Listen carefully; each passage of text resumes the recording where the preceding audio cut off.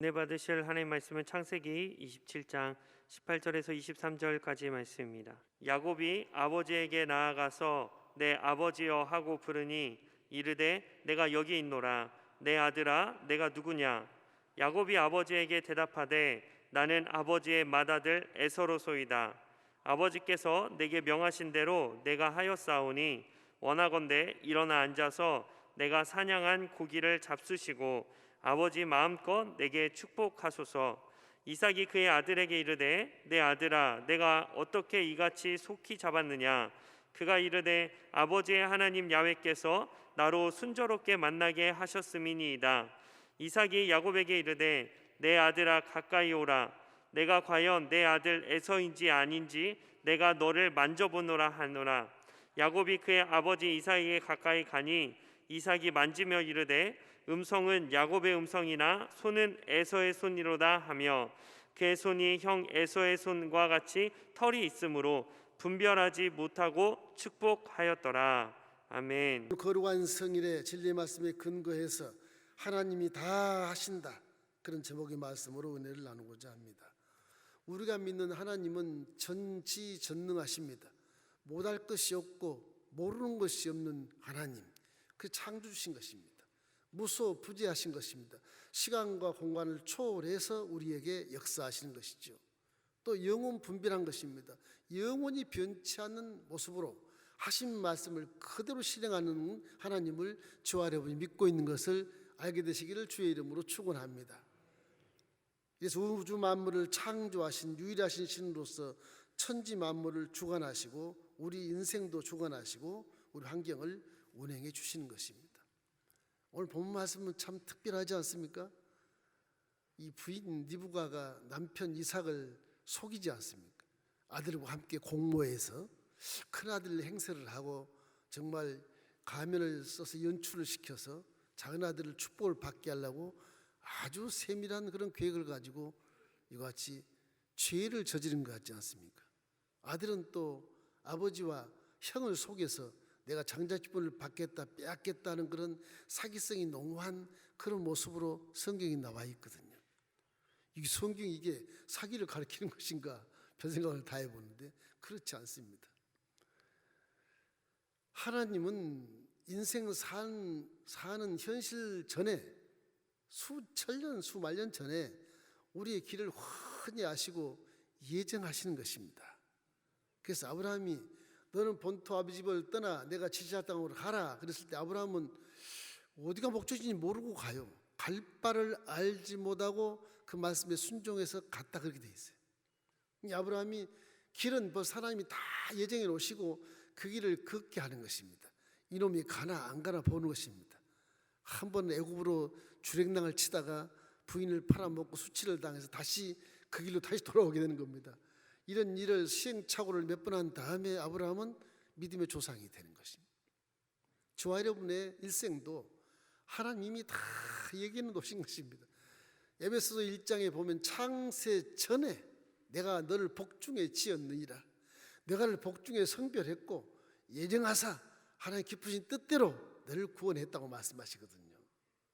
이런 우리 믿음 속에 들어오면 이 전지전능하신 하나님을 우리가 진짜 신으로 믿고, 야, 이분은 천지만물을 창조하신 분이기 때문에 모르는 것이 없고 못할 것이 없구나, 지금도 만세 후까지도 다 예정하고 계시구나, 이런 전능하신 능력을 여러분이 반드시 믿기를 주의 이름으로 축원합니다. 사람이 믿는 신처럼, 이방 믿는 신처럼 뭐 눈이 있어도 보지 못하고 귀 있어도 듣지 못하고 뭐 손가락이 있어도 움직이지 않는 그런 불상에 대해서 저를 3,000번 하면 복을 받는다, 이런 개념의 신앙은 믿음이 아닌 것입니다. 하나님은 신 중에도 유일하신 신, 그 하나님은 창조주라는 사실을 기억하고 이 창조주를 잘 믿으면 비록 현재성에서 모든 일이 꼬이고 물고 찢고 싸우고 전쟁을 같아도 이 경지를 지나고 나면 또 하나님이 평안을 주시고 복을 주시는 그런 방법으로 우리 인류를 인도해 나가시는 것입니다.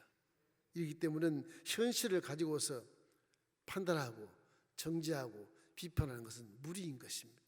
그것을 말씀해 주려고 그래요. 첫째는 하나님 말씀에 절대 순종하십시오. 이것이 뭐 억지로 하라는 것이 아니고 우리 어쩔 수 없이 순종할 수밖에 없는 그런 피조물이기 때문에 그런 것입니다. 하나님은 창조주시거든요. 창조주. 이래서 산천초목 나무들이 사시사철 봄이 되면 싹이 트고 여름이 되면 아주 무성하게 하늘을 찌를 듯이 자라지 않습니까? 그 가을이 되면 열매를 맺고 다 이파리가 떨어지지 않아요. 겨울이 되면 앙상한 가지에 눈보라치는 언덕에서 기도하는 목소리처럼 외치는 목소리처럼 색색거리고 그렇게 하다 다시 또 봄을 만나지 않습니까? 사람도 이와 같이 인생 자체가 봄이 올 때는 꽃이 피어야 되고 여름이 올 때는 하늘을 찌를 듯이 무성하게 자라야 되고 가을이 오면 열매를 반드시 맺어야 되고 겨울 오면 심판을 받는 것입니다.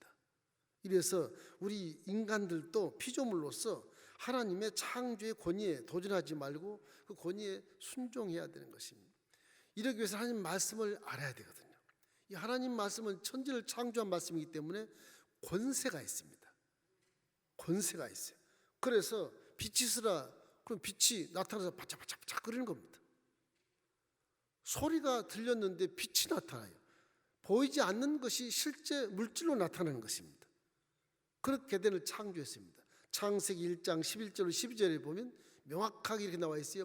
하나님이 이르시되 땅은 풀과 씨 맺는 채소와 각기 종류대로 씨 가진 열매 맺는 나무를 내라 하시니 그대로 되어 땅이 풀과 각기 종류대로 씨 맺는 채소와 각기 종류대로 씨 가진 열매 맺는 나무를 내니 하나님이 보시기에 좋았더라. 하나님 말씀하시면 그대로 되는 것입니다. 하나님 말씀에는 소리지만 그 소리에 형상을 입고 물질세계가 나타나는 것입니다. 여러분도 말하면 여러분의 말소리에 형상이 있고 뜻이 있고 의미가 있지 않습니까? 똑같은 겁니다. 그럼 하나님 말씀은 이걸 선포하면 그대로 되는 것입니다. 이래서 말씀에 순종하는 것이 기독교 신앙에서는 가장 큰 것이고 무엇을 믿느냐? 말씀을 믿는 것이거든요.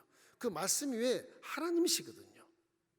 태초에 말씀이 계시니라 그 하나님 말씀이 하나님과 함께 계셨고 그 말씀이 곧 하나님이시니라. 요한복음 1장 1절 3절에 이렇게 말씀한 것처럼 말씀이 보이지 않는 소리가 하나님이신 것입니다. 그 말씀에 순종할 때 우리는 어둠이 사라지고 영혼이 잘된 같이 범사가 잘되고 강건한 축복을 얻을 수 있기 때문에 이 말씀에 절대 순종한 자가 인생에 승리하는 것입니다. 그건 마귀가 이 법에 의해서 금지하지 못해요. 이럴 때 말씀에 순종하시기를 주의 이름으로 축원합니다. 말씀은 또한 빛입니다. 어둠을 비치는 빛이에요. 말씀을 순종하고 딱 가면 빛이 비쳐서 어둠이 스스로 물러나는 것입니다. 그 시편 119편 10절 105절 말씀에 주의 말씀은 내 발의 등이요 내 길의 빛이니이다 그렇게 말씀하십니다. 이 사람이 예수를 믿게 되면 말씀을 알게 되고 말씀을 내 속에 새기게 되고 순종하다 보면 막 눈이 밝아지게 되고 마음이 막 자유함을 얻고 뭐 정신 세계가 아주 행복하게 넘치는 그런 세계로 변하게 되는 것입니다.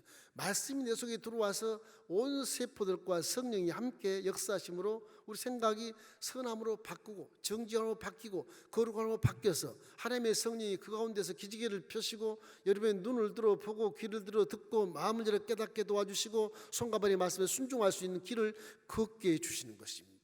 이러기 때문에 시편 119편 7절 10절에 이렇게 말씀이 나옵니다. 야의 율법은 완전하여 영혼을 소성시키시며 야의 증거는 확실해서 우둔한 자를 지혜롭게 하고 야의 교훈은 정직해서 마음을 기쁘게 하고 야의 계명은 순결해서 눈을 밝게 하시도다. 야를 경외하는 도는 정결하여 영혼까지 이루고 야의 법도 진실해서 다 의로우니 금 곧 많은 순금보다 더 사모할 것이며 꿀과 송이 꿀보다 더 달도다. 이 말씀이 얼마나 지혜를 많이 주고 자유한 마음에서 기쁨을 주고 눈을 막 밝게 하고 깨닫게 하고 그 도를 걸어가면 영원한 의로움의 길이기 때문에 후회가 없고 이 말씀을 읽고 내 마음에 새기면 내가 가장 귀하게 생명을 여기는 재물보다 아주 꿀송이보다 달고 달더라. 이 말씀을 제대로 내 마음속에 새기고 성령과 함께 이 말씀을 믿고 순종하면 말씀이 달고 달아서 잠이 안 오는 겁니다. 이게. 제가 신학 입문해서 말씀에 들어가서 하나님 진짜 있나 없나 한번 봐야 되겠다. 말씀을 들이파는데 한 문자 자막 하나하나 빠지지 않고 그렇게 연구를 하거든요. 얼마나 말씀이 단지 얼마나 이 말씀이 희망을 주고 소망을 주고 성공의 길을 열어주는지 잠이 안 오는 것, 밤새기로 공부하는 겁니다. 1년 8개월을 밤새기 공부했습니다. 제가 신학인문에서. 여타 사람과는 좀 다를 것입니다. 이래서 말씀을 읽으면 내 마음이 너무너무 자유함을 얻고 해방된 기분이고, 뭐 물질이 없어도 기쁨이 충만하고 행복하고요. 그거 신기해요. 원수가 내 앞에 왔는데도 저거 죽이고 싶었는데 말씀이 충만하니까 무슨 미소가 지어지면서 참 불쌍하다 이렇게 보고 그를 끌어안아주게 되고, 이상한 행동이 나오더라고요. 말씀이 내 인격을 바꿔주고 생각을 바꿔주고, 내 생각이 말을 바꿔주고, 이 말이 행동을 바꿔주더라고요. 그게 변화가 되는 것입니다. 그게 모습까지 완전히 변화되는 거예요. 이래서 이 말씀을 믿는 우리는 정말로 이 모습이 거룩하고 정직하고 자유함이 있어야 되는 것입니다. 여러분, 말씀을 믿고 순종하시기를 주의 이름으로 축원합니다. 이 본문에 이삭이라는 사람은 아브라함의 아들인데, 이삭은 순종 한 번 해가지고 일생 내내 복을 받습니다. 말씀 한 번 순종해서 참 복 있는 사람이에요. 이 아브라함이 100세 아들을 낳지 않습니까? 눈에도 아프지 않은 아들인데, 그러니까 20세쯤 됐어요. 아브라함이 120세쯤 되면 노인네 아닙니까? 아들 20세면 정년이고, 이삭아 나하고 저 모리아산에다 새벽에 깨워가지고서 두 종에게 나귀에다가 번제물 드린 나무를 싣고 아브라함이 불을 들고 칼을 들고 그러고 이삭과 함께 올라갑니다. 3일 길 걸어가도 믿음이 변치 않는 아브라함의 모습을 바라보고 하나님이 감화를 시키는 것입니다. 모리산 땅 밑에 내려가서 하나님이 저 아브라함의 아들을 정말 번제로 드릴 것인가 말 것인가 고개를 까뚱하고 있는데, 아브라함이 안겨달라 말씀에 순종하는 겁니다. 이삭아 저 나귀에 있는 나무를 다 지게 짊어져라. 두 종은 여기 있어라. 내 아들하고 함께 제사 드리고 올 테니까 여기 있어. 알겠습니다. 그 아버지가 불을 들고 칼을 들고 올라가면서 뒤에는 이삭이 지게다 그냥 번제물을 드릴 나무 조각을 가득 싣고 올라가는 거든. 지고 올라가거든. 가만히 생각하니까 아버지 아브라함에게 배웠던 종교의 신앙 속에 이상하게 하나가 준비된 게 없거든요. 그 이삭이 아버지 불도 있고 칼도 있고 나무도 있는데 재물이 어디 있습니까? 아버지 올라가는 앞에 올라가는 아버지 내를 스치는 게 아버지가 눈물을 펑펑 쏟으면서 아들을 못 보게 그냥 울면서 얘야 재물은 하나님이 준비하신단다. 야훼께서 준비하신다. 그러고 올라간단 말이에요. 자식을 잡아야 되니까 올라가는 겁니다. 올라가서 자식을 잡을 때까지 아브라함은 하나님과의 비밀을 지킵니다. 딱 정사에 가서 돌무더기를 쌓아놓고 그리고 혁들을 풀어서 아들 이삭을 묶습니다. 아들이 이게 힘도 센데 20대인데 아버지는 내밀치고 도망가면 고마인데 아버지가 묶는 거예요. 자식은 벌써 알아요. 순종을 해요. 왜냐하면 자기 엄마 사라와 이 자식은 이삭은 남편 아브라함의 말을 성경에 보면 주의 말이라 되어 있어요. 남편이요 그러지 않고 주여 그래요. 아들도 주의 말씀 이렇게 얘기를 해요. 그 이 종교 신앙이라는 이게 아브라함 하나님을 얼마나 진실하게 믿었는지, 아주 여러 가지 시행착오도 있었지만 100살이 되도록 자식이 낳고 지금 120살 됐는데 이제는 하나님밖에 없다고 믿는 아브라함 때문에 이 자식과 부인이 완전히 그 아브라함을 그냥 주로 믿어요.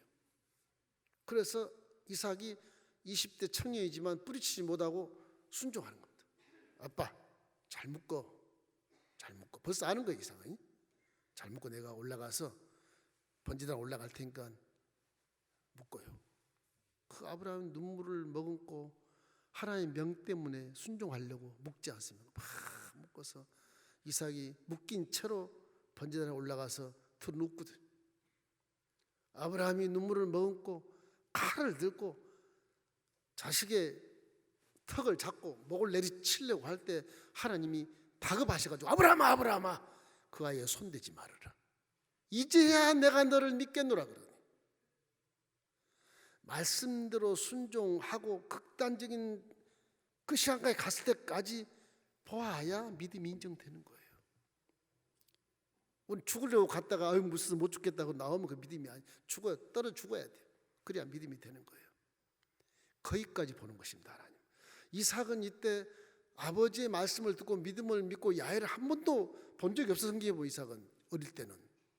나중에 레마도 받고 그랬지만 어릴 때는 받은 적이 없어요. 20대는. 그래서 아버지 말씀을 레마로 받고 하나님이 아버지께 그렇게 명했다면 그렇게 해야죠. 그 순종, 말씀의 순종과 이걸 가지고 이삭은 일생 내내 복을 받습니다. 그 이삭이 늙어서 본문에는 영안이 흐려지고 눈이 흐려서 분별을 못해요. 그래서 엄마와 자식이 아빠를 속이는 거예요. 남편을 속이는 거예요. 그리고 정자의 축복을 받아버리는 거예요. 왜 이럴까? 그런데요, 하나님 우리 일생 전체를 다 예정하십니다. 여러분 이 땅에 내놓으신 이 보내신 것도 예수님처럼 이 땅에 보내신 것도 똑같이 사명 줘서 보내신 것입니다. 앞으로 여러분 인생을 다 주님이 이 아브라함 길처럼 예비하고 계신다고요. 에베소 1장에 보면 창세 전에 복중에 예정하사 성별하시고 사명을 주신다고 말했거든요. 전부 우리가 예정되어 있는 길이에요. 몰라서 그렇죠. 그래서 우리 모르니까 말씀에 순종하면 그 길이 성공의 길이라는 사실을 항상 믿게 되시기를 주님의 이름으로 축원합니다. 왜 이렇게 사기를 치느냐? 하나님 예정해서 그러는 거예요. 이 사람 야곱이 성격이 나빠서 사기친 것도 아니고 하나님 때가 딱 와서 그렇게 된 거예요. 하나님이 이삭을 보니까 이삭 후세대에 하나님을 말씀을 떠날 것 같거든. 벌써 알고 계신 하나님은. 그래서 야곱이 자랄 때까지 있는 거예요.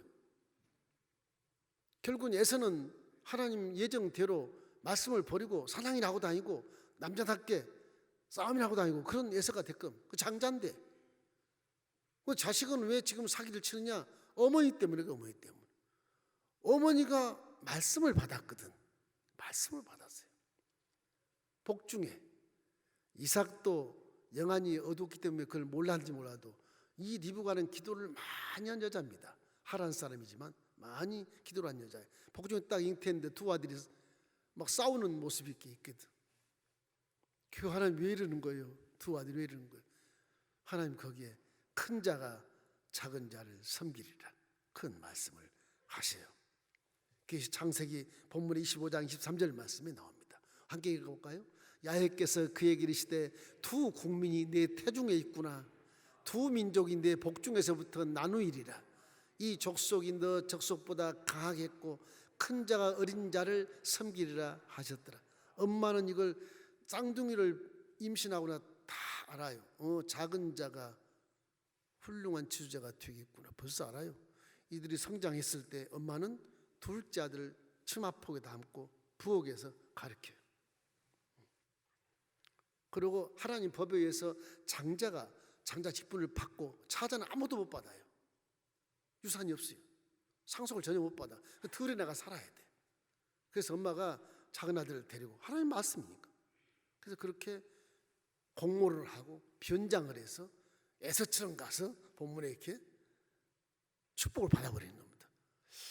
이거 음성은 야곱이고 손에 털 보니까 에서로다.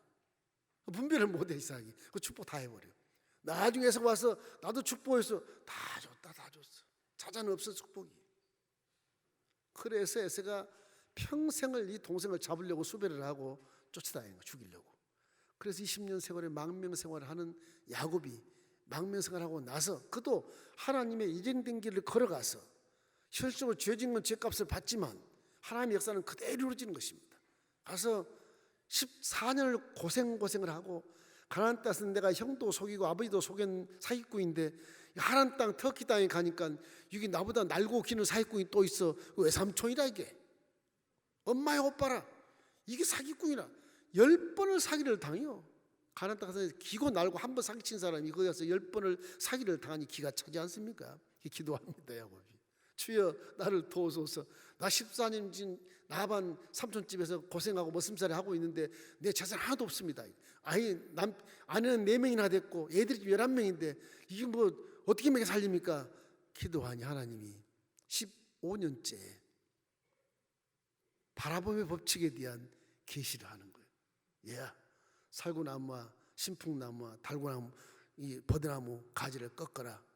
예, 그래가지고 군데군데 파라 껍질을 벗기라. 알록달록하게 해라.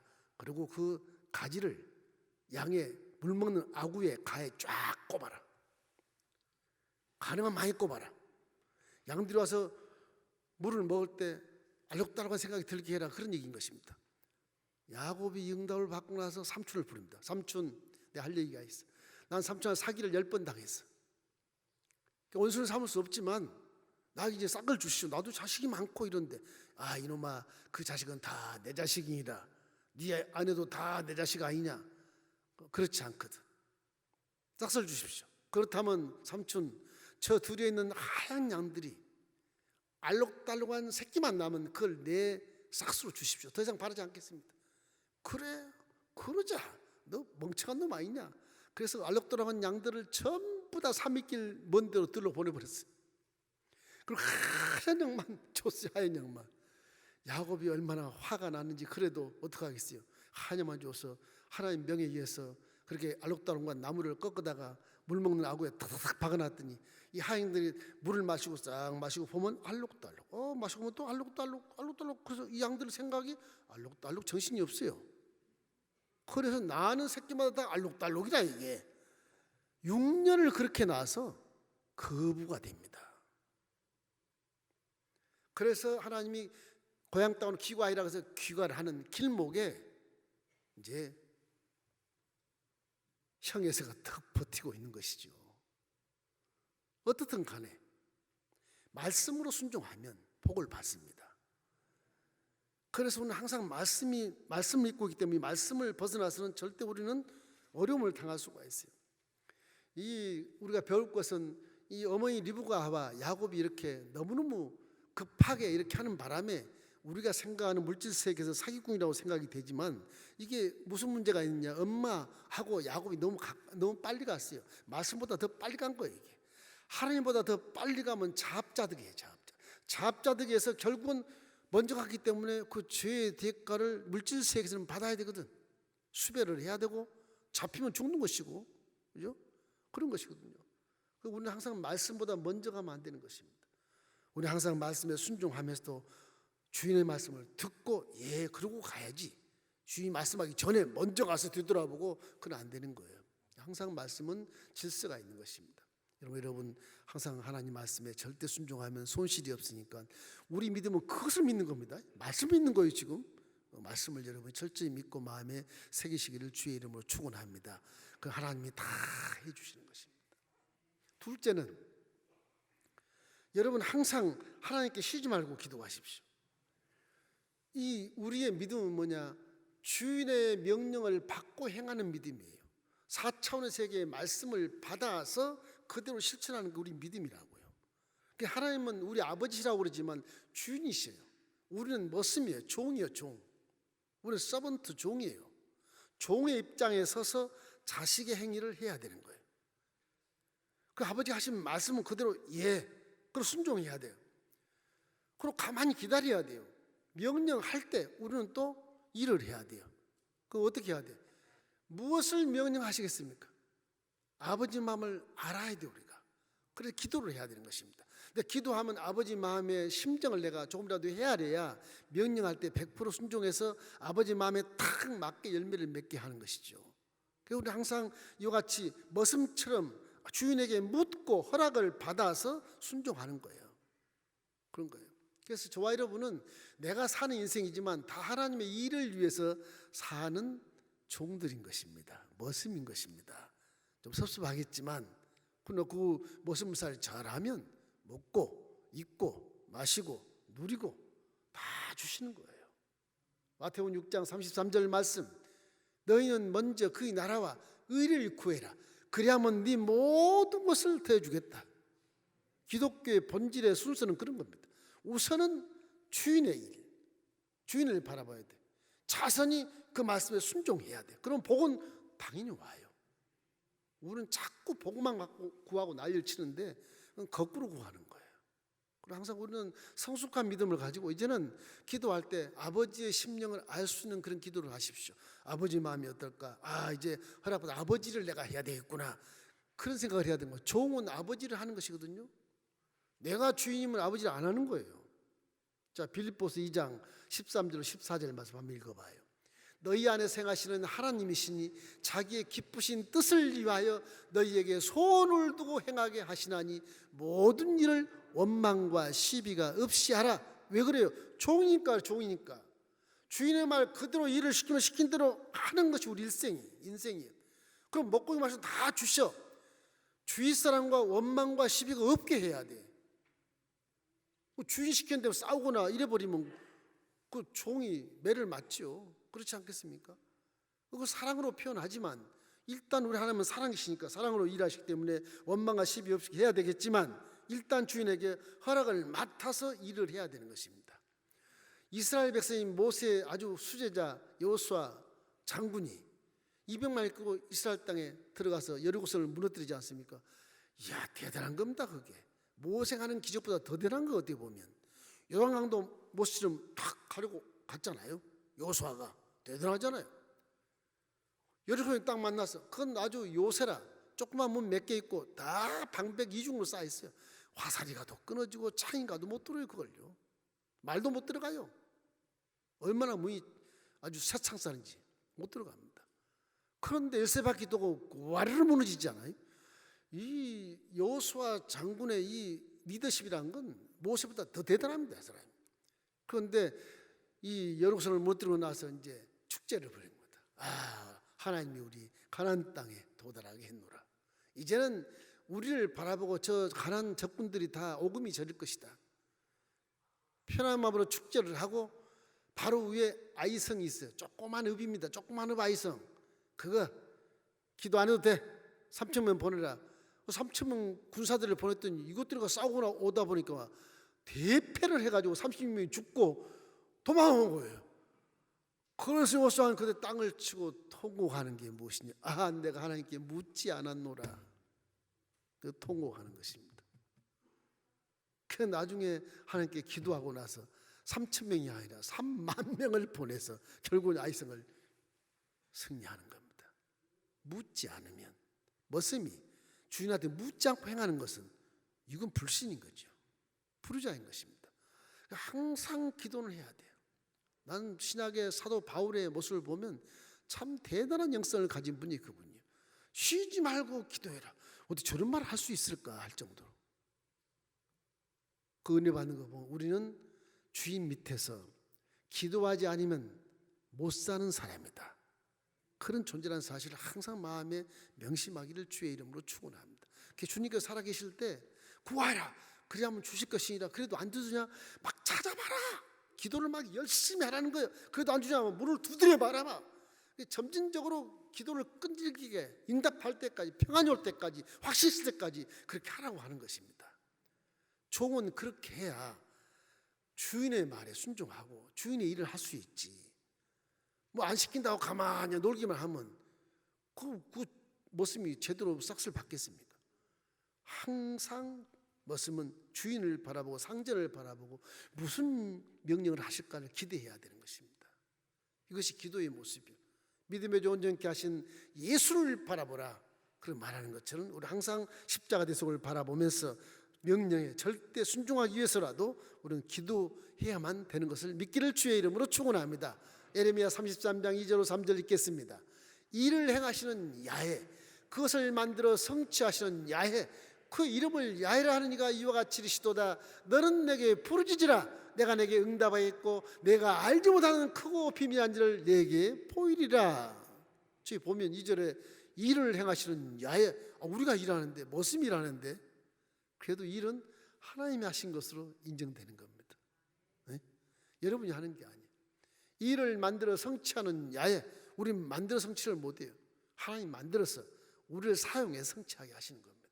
여러분의 앞길의 미래의 모든 길도 하나님 지금 예배하고 계신 것을 확실히 믿으십시오. 그리고 기도하면 그 길을 벗어나지 않고 좌로를 치우지 않고 그 길을 반드시 걸어가서 복을 취할 수 있게 되는 것입니다. 여기 이삭이 야곱이 변장하고 엄마 함께 변장해서 와서 축복 기도를 받으러 왔을 때 눈이 안 보여도 기도했으면 틀림없이 분별했을 거라고 믿어요. 나는 하나님 뜻이지만 그러나 기도하지 않는 영을 분별하지 못하는 그런 노인이 되었기 때문에 결국은 속아서 안수기도 다 해, 축복도 다 해버린 것입니다. 하나님 시킨 거예요. 하나님 손 이삭도 산 들어서 그냥 야곱에게 에스라 생각하고 축복 다 해버린 겁니다. 에스라는 지금 말씀을 떠나서 세상 나서 사냥꾼하고 쾌락을 즐기고 있거든. 믿음의 조상을 세웠는데 조상이 흐름이 없거든. 그래서 아브라함의 하나님, 이삭의 하나님, 에서의 하나님, 그래야 정상인데 에서가 빠집니다. 아브라함의 하나님, 이삭의 하나님, 야곱의 하나님, 그렇게 나와서 12지파를 형성해서 결국 이스라엘 대제국을 만들어내는 미래의 길이 훤히 지금 보이지 않습니까? 그 저와 여러분의 길도 하나님다 예배하서 믿고 그것을 믿고 기도해야 되는 것입니다. 야곱은 하란의 애삼촌집에서 기도해서 그렇게 바람의 법칙으로 6년 만에 거부가 되고 들어오지 않아요. 기도를 많이 했어요. 야곱이요. 우리 사기꾼이라 그러지만 그런 사기꾼의 대가를 20년 동안 받았고요. 기도를 많이 했어요. 그러나 형이 지금 20년 넘었는데도 지금 야복강 건너편에서 딱 400명과 창들로 칼로 기다리고 죽이려고.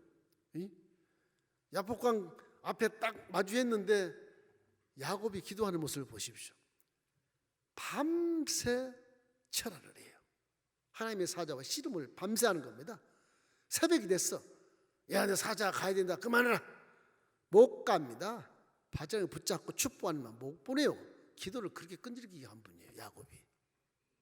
그래서 환도뼈를 치지 않습니까? 난 장애인이 돼도 축복해 주십시오.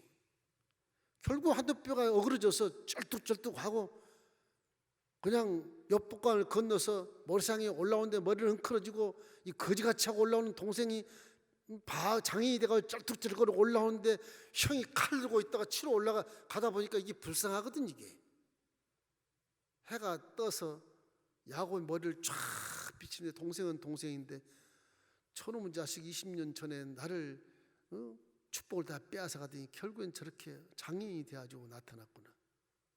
칼 놓고 창 놓고 말에서 내려서 달려가서 그 어금 맞추고 내 동생 어서 와라. 왜 이렇게 불쌍하게 됐냐. 그렇게 화해를 하지 않습니까? 기도 때문에 그런 겁니다. 기도 때문에 하나님 그렇게 하시잖아요. 이게 환도뼈를 안 치면 화해가 안 될 것 같아요.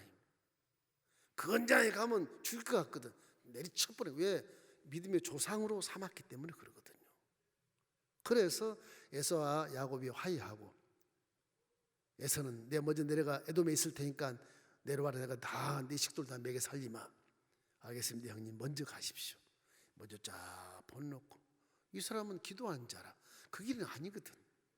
야복강 다시 넘어서 숲곳에 올라와서 장막을 치고 세겜으로 넘어오는 것입니다. 요단강을 건너서 그래서 이스라엘 조상이 되는 거예요.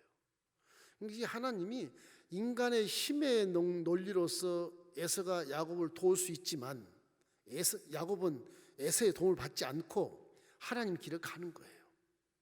그럼 나중에 하나님 다 지켜주세요. 나중에 원수된 부분도 있지만 다 지켜주세요. 그래도 그 후손들이 나중에 430년 애굽에서 살고 나서 출애굽할 때 에서가 탁 막잖아요. 후손들이 막잖아요. 에돔 족속을 척 막아요. 못 간다. 너 형제가 아니냐? 왜 못 가? 강으로 빙빙 돌아서 40년을 돌아서 가는 거예요. 40년을. 나중에 구약의 마지막에 가서 에돔이 멸망의 예언을 받고 다 멸망하는 겁니다. 하나님이 예정하신 것을 사람이 판단할 수가 없어요. 이 사람 지금 현실 사기를 쳤으니 나쁜 놈이네 이렇게 판단하면 안 돼요. 우리 현실에서 또 정지하고 비판하고 판단하면 안 되는 겁니다. 기도해야 되는 겁니다. 기도하면 하나님이 다 하시는 거예요. 우리나라를 기도하면 하나님이 이 나라를 다 지켜주시고 보호해 주셔요. 걱정하지 마세요. 이 사람이 돼야 돼, 저 사람이 그 생각할 필요 없어. 하나님이 정하신 분을 딱 세우셔서 하시는 것입니다. 이래서 어떠한 실수도 어떠한 우리 몸부림도 하나님의 뜻을 이루신다는 그런 과정 속에 있기 때문에 절대 판단하지 말고 말씀에만 순종하고 유혹과 미혹에 치우치지 말고 말씀을 잘 믿고 따르면 틀림없이 여러분의 인생을 성공하고 복을 받게 되어 있는 것입니다. 그럼 기도를 열심히 하는, 기도만 하고 사는 여러분 되기를 주의 이름으로 축원합니다. 이번에 제가 오늘 아프리카 떠납니다. 목자는 뭐, 와, 그리고 왜 가십니까? 코로나, 와, 무슨 누가 그럼 그럴 필요 없어요. 하나님이 정하시면 어쩔 수 없는 거죠. 어떡하겠어요. 제 제자가 학교에 15년 있을 때 배출한 제자 한 4,600명 됩니다. 그 목사님들이 다 지금 세계에 다 있어. 국내도 많이 있지만 전화가 자꾸 와요. 이 벌써 4년 전에 목사님 여기 아프리카 지금 전도에서 교회를 12개를 세웠는데 원주민 목사들을 다 세워놨는데 이 목사들이 이게 복음이 뭔지를 잘 모릅니다. 저도 가르칠 그런 여력이 없고 그러니 와서 좀 가르쳐 주십시오. 했는데 뭐 교회 사정도 그렇고 나는 이제 이 교회 잘해서 난 해외 선교 안 가고 돈 아껴가지고서 교회 빚도 좀 잘 갚고 후계자가 오면 아주 목회 잘할 수도 그렇게 해놓고 가려고 하기 때문에 재정 상태도 그렇고 그래서 안 갔지 않습니까? 해외를 잘 안 갔어요. 근데 코로나하고 왔어요. 이제 3년째 다 돼가니까 선교사들 좀 봐라. 너는 등 따스고 배부르냐? 성사님 죽게 생겼다. 그런 의미를 부여하셔서 이게 마음이 부담이 오는 겁니다. 그래서 전화했더니 아닌 게 달라. 다 준비할 테니까 오시라고. 전국에서 다 비행기 타고 올 겁니다. 비행기 값 목사님이 다 대줘야 돼요. 그렇게 해서 성회를 지금 준비를 그 있는 제자가 하고 있거든요. 그래서 이 복음을 제대로 가르쳤을 때 그 원주민들이 복음을 알고 교회가 또 제자를 낳고 제자를 낳아서 우리나라처럼 5만 4천 교 이상, 와, 이건 뭐 대단한 꽃입니다. 이거는. 그래서 가는 겁니다. 그리고 뭐 선교 사람들 도와야죠. 어떻게 하겠어? 도와야죠. 내가 굶더라도 도와주지 않겠어요?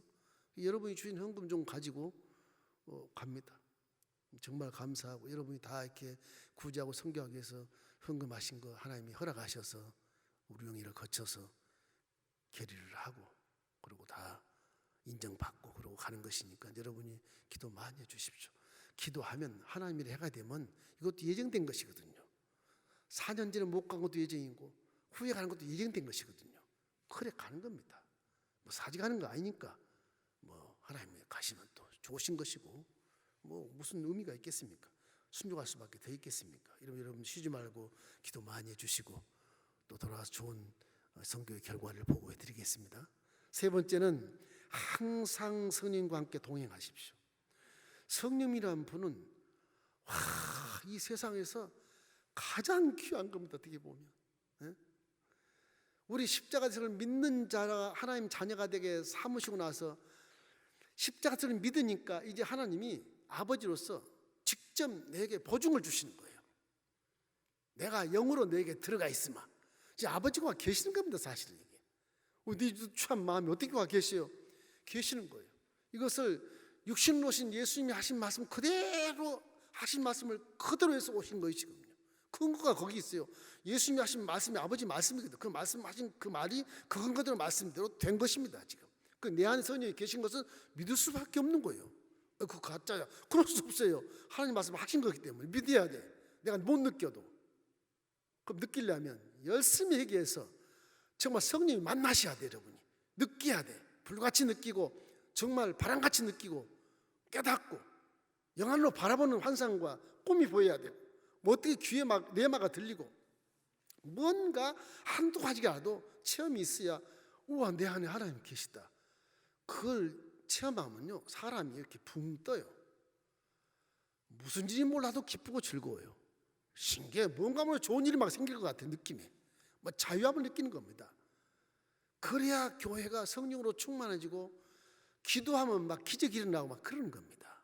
한두 사람 돼가지고는 미미해요. 여러분이 알 것은 여러분 속에 지금 성령이 계신 것을 믿으십시오.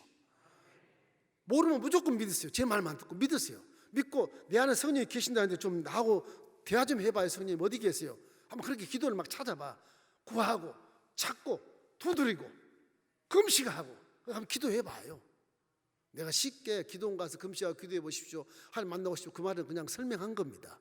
그러나 정말로 가족 다 버리고 혼자 기도원 가서 구울에 가서 하나님 나와보세요. 한번 금식 3일만 하면 다 하나님 만날 수 있어요. 그걸 왜 못 만나요? 아무리 마음이 고집이 세도 3일 금식하면 다 만나요. 3일 금식하고 난 틀림없이 3일을 보호식을 하고 오셔야 됩니다. 죽을 먹고 그래야 위에 지장이 없어요. 와서 그냥 깍두기 바로 씹지 말고 그렇게 해야 되는 거예요. 큰일 나요. 위장이 손상이 와서 죽을 수도 있어요. 금식 할 때는 항상 종들과 상의해서 가셔야 돼. 그래서 항상 상의에 가면 종이 또 중복이 돼주는 건 그렇게 해서 가시는 것입니다.